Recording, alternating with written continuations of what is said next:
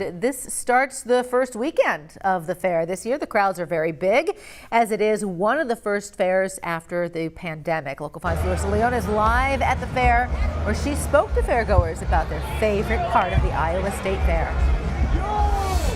Stephanie, as you said, we're here live at the Iowa State Fair, and it's so exciting. Fans are smiling.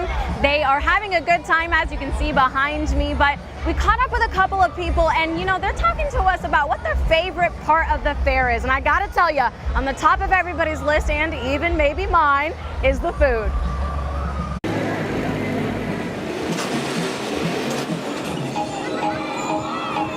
I love the fair. I always love coming to the fair and supporting the fair. Race them! Go, go, go! My favorite part of the fair is probably getting my yearly corn dog and normally going on the mousetrap ride. My favorite part is actually seeing what's new. Ice cream. Every time you see it, the butter cow, it's slightly different than it was before. And you can tell the artistic that goes into it. So much work. We're here at the horse show. It's beautiful.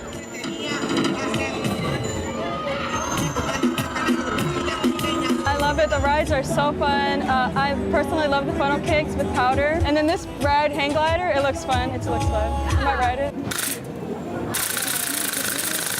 You gotta come, gotta get your turkey leg, gotta get your corn dog, your lemonade. I love to see what they have new coming out in the industry building.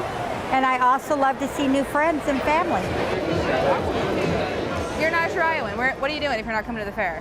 Of course, what comes second on everybody's list were animals, of course, right? Well, tomorrow, if it's first on yours, you can come over to the Animal Center here, and there's a Cuddles and Snuggles chore that you can come in, interact with those animals, and have a great time. So that's at 8 a.m. Now, you do have to pre-register. Super easy. Just go ahead and go to the Iowa State Fair website, and they'll help you out.